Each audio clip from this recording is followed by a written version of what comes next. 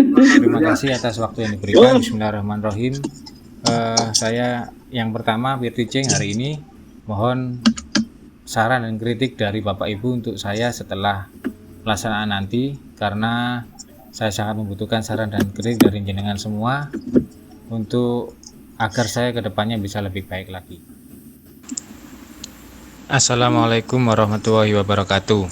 Waalaikumsalam warahmatullahi wabarakatuh. Mohon maaf saya memposisikan jenengan semua sebagai siswa nggih.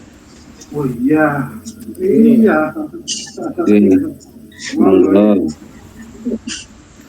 Bismillahirrahmanirrahim. Rabbi shrahli sadri wa yassirli amri wahlul 'uqdatam min lisani yafqahu qawli. Anak-anakku, hari ini kita bertemu kembali di kelas PAI kelas 9H ya. Hari ini kalian semuanya dalam kondisi yang sehat? Alhamdulillah sehat, Pak. Alhamdulillah kalau semuanya dalam kondisi sehat ya, karena kondisinya sekarang masih pandemi.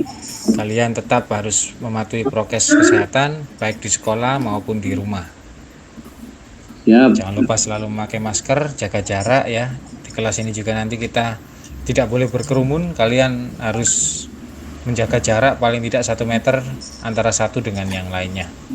Kita masih melaksanakan pembelajaran secara terbatas ya. Jadi mohon, karena kondisinya belum sepenuhnya pulih seperti dulu, marilah kita selalu mematuhi prokes. Anak-anak, mari bersama-sama kita berdoa dulu sebelum kita laksanakan pembelajaran pada hari ini. Silakan berdoa sebelum belajar. Bismillahirrahmanirrahim.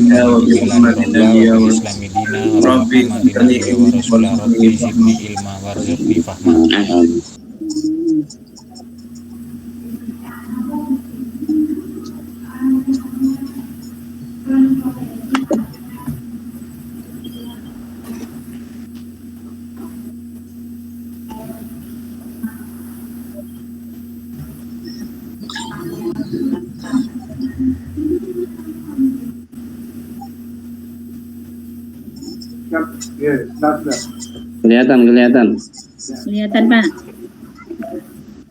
Pembahasan kita kali ini adalah tentang materi haji dan umroh. Kalau kalian bisa membaca judulnya, dahsyatnya persatuan dalam ibadah haji dan umroh, di mana dalam ibadah tersebut semua umat Islam yang berangkat ke tanah suci sebagai tempat melaksanakan ibadah haji di Mekah, di Saudi Arabia, mereka berkumpul jadi satu di sana, memakai pakaian yang sama, memakai pakaian ihram, dan mereka beribadah. Ya, itulah yang menimbulkan persatuan dalam umat Islam, sehingga tidak salah kalau judulnya dahsyatnya persatuan dalam ibadah haji dan umroh, karena dalam ibadah tersebut umat Islam semuanya menjadi satu, tidak membeda-bedakan antara satu dengan yang lainnya, semuanya memiliki satu tujuan, yaitu beribadah kepada Allah.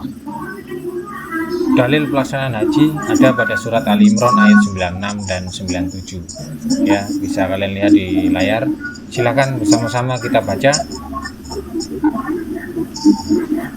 Untuk artinya silakan dicermati di depan.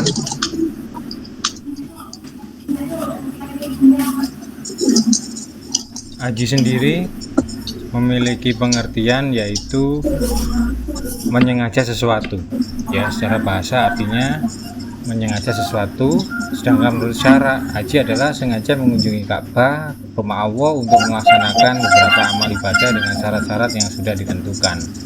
Ibadah haji sendiri adalah rukun Islam yang kelima ya.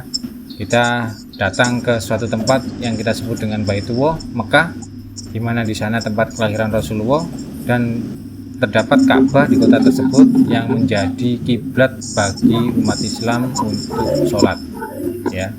Kita kalau sholat menghadap ke Ka'bah.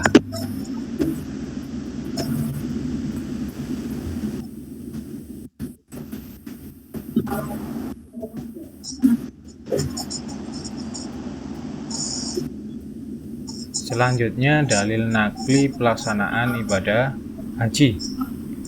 Seperti yang tadi sudah disebutkan di awal, bahwasanya haji perintahnya terdapat dalam surat Ali Imran ayat 97.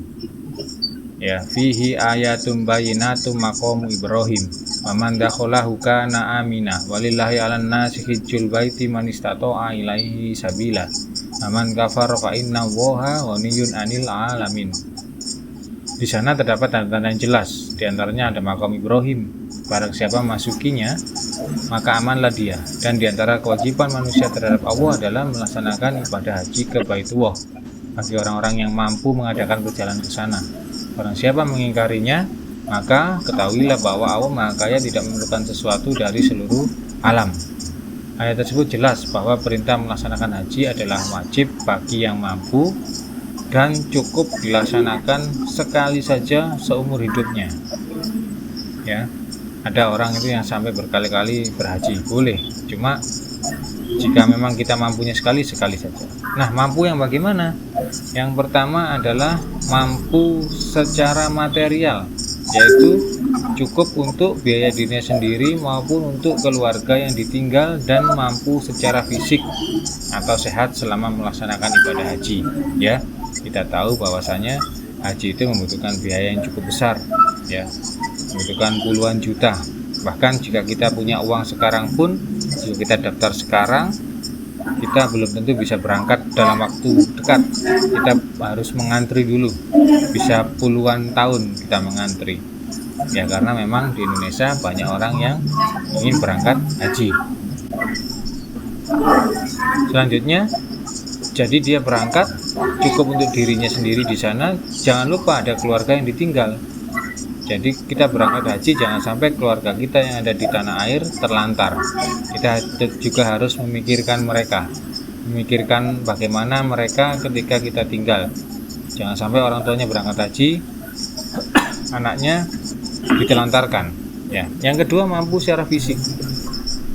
Mampu secara fisik ini kita tahu sendiri bahwasanya haji itu membutuhkan fisik yang kuat karena di sana ibadahnya cukup berat. Di samping juga Mekah tidak sama dengan tanah air. Di sana iklimnya gurun, kalau siang panas, kalau dingin bisa jadi sangat dingin, kalau malam bisa jadi sangat dingin. Oleh karena itu fisik yang kuat menjadi suatu keharusan setelah mampu secara materi. Ya, sebelum berangkat kita akan dites dulu oleh tim dokter. Jika kita memang layak, tes kesehatan kita cukup baik, maka kita dipersilakan untuk berangkat. Yang ketiga, yang paling terakhir adalah mampu atau tersedianya transportasi yang aman menuju ke Mekah. Kalau sekarang kita bisa naik pesawat yang bisa sampai ke sana hanya dalam waktu hitungan jam. Dulu nenek-nenek kita atau kakek-kakek kita berangkat haji itu harus naik kapal laut yang membutuhkan perjalanan bisa 1 jam, bisa 1 bulan.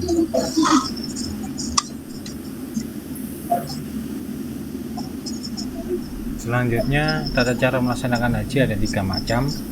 Yang pertama disebut dengan ifrad, yaitu mengerjakan haji terlebih dahulu baru mengerjakan umroh. Jika kita sampai di sana sudah masuk waktu haji, maka kita laksanakan dulu haji. Jika nanti di akhir masih ada waktu sebelum pulang ke tanah air, kita laksanakan umroh. Selanjutnya ada tamattu. Jika kita datang lebih awal, maka kita mengerjakan umroh terlebih dahulu baru mengerjakan haji jika sudah masuk waktunya. Yang ketiga adalah qiron, yaitu mengerjakan haji dan umroh secara bersama-sama. Ingat, 3 macam cara pelaksanaan haji ini niatnya berbeda-beda. Jika haji niat haji, dan jika umroh niat umroh, dan harus dilaksanakan di mikot.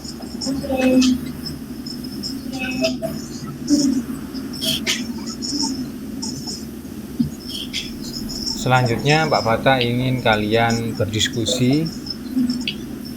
Pak Fata akan bagi kalian menjadi 5 kelompok, ya, 5 kelompok untuk berdiskusi satu sama lain dengan tujuan agar kalian lebih memahami materi haji yang hari ini kita pelajari. Tadi sudah Pak Fata sampaikan tentang pengertian haji, dalilnya, dan cara-cara atau tata cara pelaksanaan haji. Sekarang Pak Fatah akan bagikan menjadi 5 kelompok. Kalian akan Pak Fatah berikan permasalahan untuk kalian diskusikan bersama-sama, ya. Kelompok pertama nanti akan membahas tentang syarat wajib haji. Jadi siapa saja yang sudah atau wajib dikenai haji, itu ada syarat-syaratnya. Yang kedua, kelompok kedua membahas tentang rukun haji. Rukun haji adalah hal-hal yang tidak boleh ditinggalkan ketika melaksanakan haji. Jika ditinggalkan maka bisa jadi hajinya tidak sah.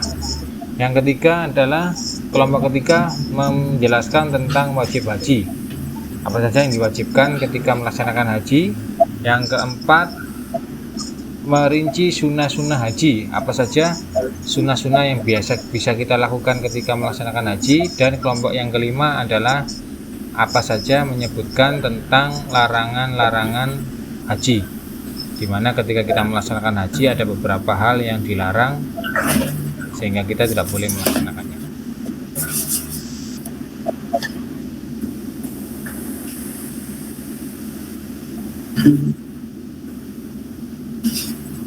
Pembagian kelompok sesuai dengan minggu kemarin, ya. Minggu kemarin sudah dibagi, kalian sudah saya bagi menjadi 5 kelompok.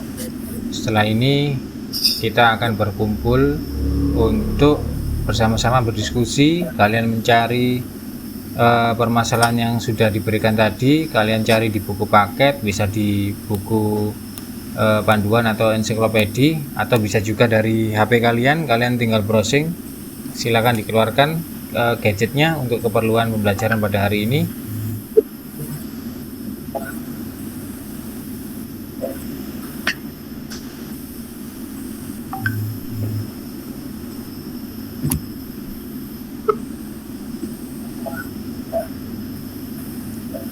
Sebelum kita berdiskusi, apakah ada pertanyaan? Silakan.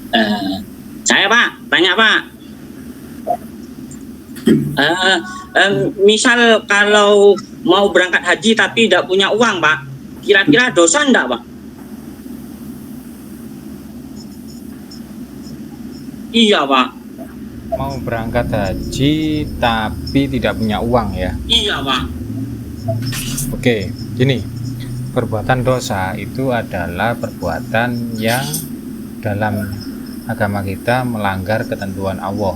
Oleh karena itu, jika kita melanggar maka kita akan mendapatkan dosa. Sementara kalau kita berhaji tapi tidak punya uang, bagaimana? Ya kita kumpulkan. Kalau kita memang sudah niat haji, kita kumpulkan, kita bekerja lebih keras lagi untuk mendapatkan lebih banyak rezeki sehingga tabungan kita cukup untuk berangkat ke tanah suci. Walaupun begitu, Allah tidak mewajibkan pada kita jika kita tidak mampu, ya. Jadi jika memang kita berniat dari awal, ya kita menabung sedikit demi sedikit sehingga akhirnya berkumpul. Gitu. Begitu ya Farid penjelasannya. Mungkin ada lagi yang mau bertanya? Ada Pak. Itu kemarin tetangga saya itu jualan kopi Pak. Jadi dia memang niat Pak. Jadi ya alhamdulillah dengan tiap hari nabung Pak, meskipun kan tidak berjuta-juta, 2.000, 10.000 itu alhamdulillah Pak. Ada yang ya ditabung Pak. Iya kan niat Pak, katanya tadi para Pak Guru kan ada niat. Kan seperti itu. Ya mungkin itu Pak Guru.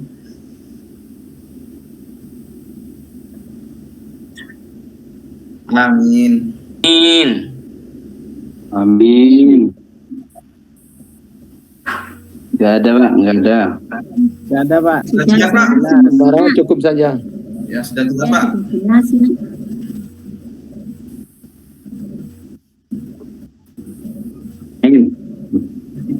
Oke Pak. Kasih Pak. Terima kasih anak-anak, kalian sudah melaksanakan diskusi dengan baik. Tadi mulai kelompok 1 sampai kelompok 5 sudah menyampaikan apa yang mereka temukan dari setiap permasalahan yang sudah diberikan oleh saya tadi, ya. Di depan juga sudah menjelaskan dengan baik. Setiap pertanyaan dari teman-temannya juga sudah dijawab dengan baik ya. Semoga materi tadi kalian bisa mengambil pelajaran ya. Setelah ini seperti yang tadi sudah kita pelajari bersama, bahwasanya ibadah haji ini kesimpulannya yang pertama adalah salah satu dari rukun Islam, tepatnya rukun Islam yang kelima, yang wajib dilaksanakan bagi yang mampu. Mampu di sini artinya adalah mampu secara materi, mampu secara fisik, dan mampu ada transportasi yang membawanya ke tempat haji, yaitu di Masjidil Haram atau di Mekah ya. Setelah ini akan ada beberapa penilaian. Yang pertama adalah penilaian sikap, dan yang kedua adalah penugasan untuk kalian. Untuk penilaian sikap, Pak Fatah akan share linknya ke Google Form yang ada di grup kelas. Silahkan kalian tulis atau klik link tersebut dan isi. Ada dua penilaian sikap. Yang pertama adalah penilaian sikap atau penilaian diri sendiri. Kalian isi sesuai dengan apa yang kalian biasa lakukan ya, pilih ya atau tidak. Selanjutnya yang kedua adalah penilaian antar teman. Jadi ada dua teman yang menilai satu sama lain. Contoh, Farid menilai Arifin.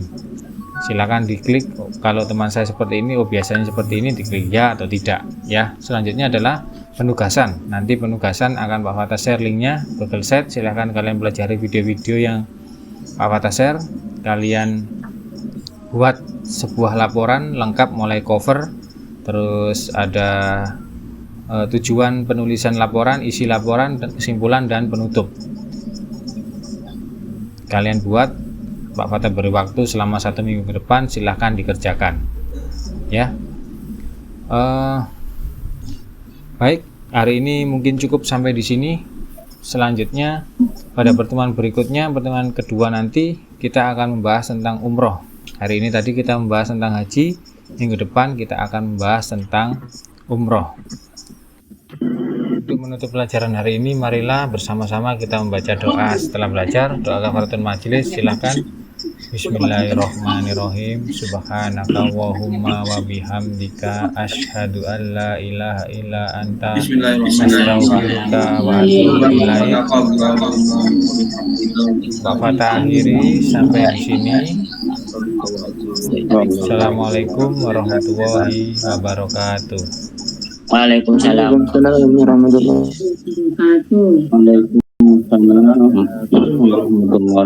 wabarakatuh.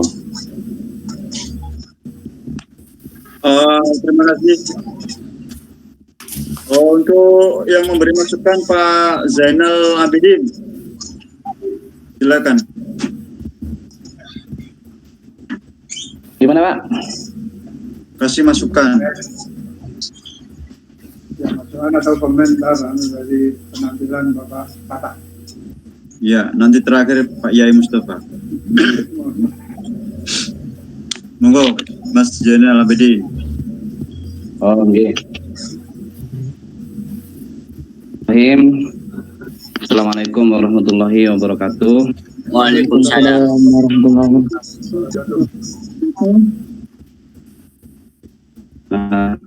Terkait dengan dari Bapak Abdul Fatah.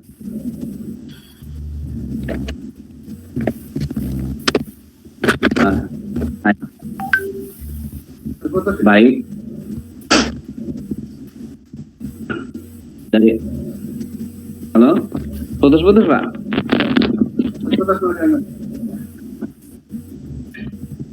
Lancar ya? Oh, jelas.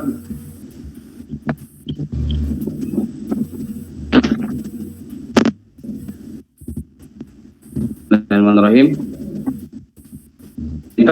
Saya terhadap penampilan Bapak Abdul Fatah, kalau dilihat dari CV-nya, karena kebetulan ke review kemarin tidak mereview Bapak Fatah, tidaknya sudah lumayan bagus. Tidak ambil PP juga dan langkah kiat pembelajaran mulai dari pendahuluan sampai penutup. dari pendahuluan tadi sudah dimulai dan salam dan pembacaan doa, terus evaluasi kesiapan serta kesehatan dari siswa, dan dilanjutkan dengan kegiatan peneliti. Di dalamnya ada penyampaian materi, lanjut dengan diskusi kelompok dan evaluasi kegiatan diskusi kelompok. Dilanjutkan dengan membuka sesi tanya jawab dan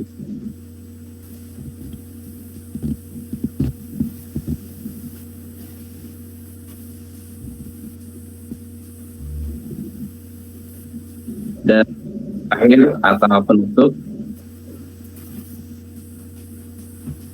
dan cuman tadi Bapak Fatah mungkin masih lupa untuk menyampaikan kesimpulan, dan tadi sudah disampaikan juga terkait dengan tugas yang harus dilaksanakan oleh siswa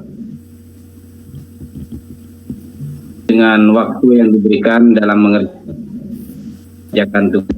Kalau menurut saya sudah bagus, beri nilai 90 pada Bapak Fatah. Ini Pak, minta dari saya. Kurang lebihnya mohon maaf. Saya akhiri. Assalamualaikum warahmatullahi wabarakatuh. Waalaikumsalam warahmatullahi wabarakatuh. Terima kasih. Monggo Pak Yai Mustafa, saya serahkan sepenuhnya waktunya. Monggo.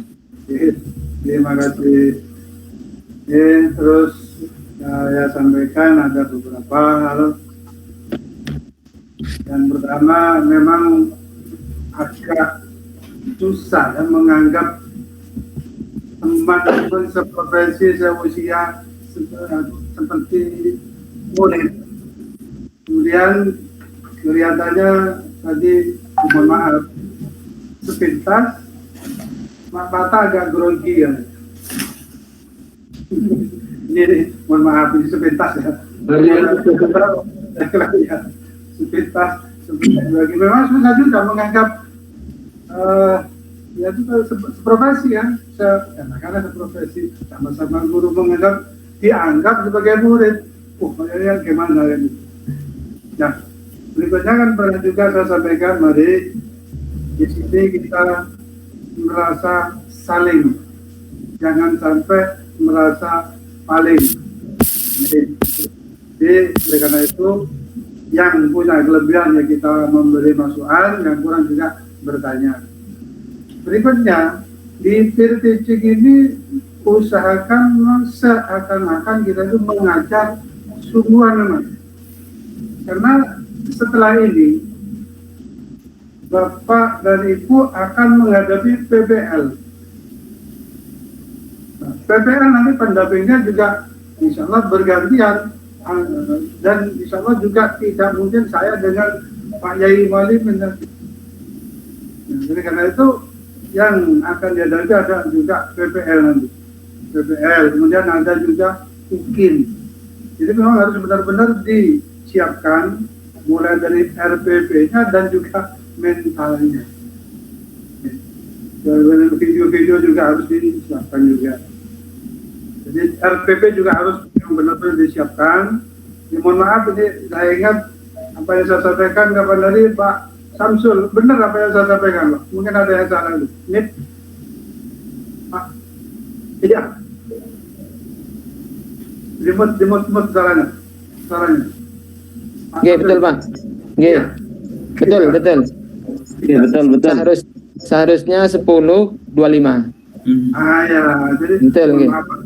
Mumpung belum terlanjur nanti kan gimana bahasa gitu. Oke, terima kasih Pak. Terus gini lagi, di RPP penilaian yang ini di titik ini usahakan tahunnya, jadi tahun pelajaran. Saya lihat tahunnya 2020-2021. Padahal paling enggak tahun pelajaran ini tahun 2021-2022. Ini mohon maaf ini koreksi data saya ada apa di catatan juga dari sekolah saya tinggal. Jadi tahun pelajaran. Ya, Oke, Pak. atau siapa yang merasa atau mungkin tidak, itu nanti juga harus benar-benar disiapkan karena di PPN nanti dosen atau guru kamu juga akan melihat itu. Kemudian tanggal pelaksanaannya juga. Jadi tanggalnya jangan dikosongin, misalkan diisi. Jadi tanggal berapa dilaksanakan. Ingat tahun pelajarannya. Saya lihat masih tahun 2020-2021. Padahal ini sudah tahun pelajaran 2021-2022. Ini mohon diperhatikan juga. Berikutnya, nih pandai-pandai mengatur waktu. Jadi untuk penyampaian materi di ILTJ ini memang tadi sudah disampaikan oleh Pak Yai Malimin maksimal 7 menit, tapi insya Allah lebih dari sekian menit. Nah, maksudnya Pak Yai Malimin tadi dia tidak terlalu lama, jadi pokok-pokok saja. Jadi dia tidak terlalu lama. Kelihatan groginya itu juga. Apa ini? Ini berikutnya untuk misalnya waktu normal, apakah anak SMP sudah diperkenankan bawa HP? Waktu normal? Boleh. Oh, tanya. Kalau diperbolehkan monggo gitu. Kalau enggak, memang ada yang sekolah melarang. Kalau memang diperbolehkan, makanya tadi saya perhatikan silakan lihat di HP, dia monggo kan, memang diperbolehkan. Memang ada sekolah yang melarang. Berikutnya, contoh tadi pemberian waktu untuk diskusi dengan materi atau memang yang bahan yang didiskusikan, kalau menurut saya hanya sekian, kemudian waktunya 40 menit apa tidak terlalu lama. Hanya itu perlu juga memperhatikan waktu. Kemudian saya kira itu masukan dari saya sementara, dan insya Allah mungkin yang lainnya. Jadi yang perlu diingat, jadi seakan-akan kita itu benar-benar mengajar berhadapan dengan murid. Jadi bagaimana situasi berhadapan dengan murid. Ya memang itu tadi saya katakan susah memang. Ini bapak-bapak kafe dengan itu bukan itu. Apa bapak-bapak kafe? Bahasa campur kan. Bapak-bapak semuanya. Jadi menganggap itu susah itu. Mohon maaf saya cerita sedikit. Ada teman saya dulu jadi pembina upacara itu aja gemeter. Padahal dia guru sudah terbiasa berhadapan dengan murid. Namun jadi pembina upacara di hadapan sekian banyak murid dan sekian pasang masa dari bapak ibu guru gemeter. Gemeter tuh kan, tidak bukan tapi kelihatan celananya tuh bergetar semua. Ya, itu saya perhatikan begitu. Makanya insya Allah saat ini kita sepintas lihat, nggak tahu yang lainnya melihat bagaimana. Kalau sepintas kata tadi kayaknya ini memang. Terus terang aja, kita jujur aja sudah ada apa-apa. Karena itu nanti bisa menantikan ke depannya. Ya. Jadi karena ada BBL nanti yang akan dibantu atau diperhatikan oleh dosen yang lain. Sementara gitu mungkin Bapak Yai Walimin.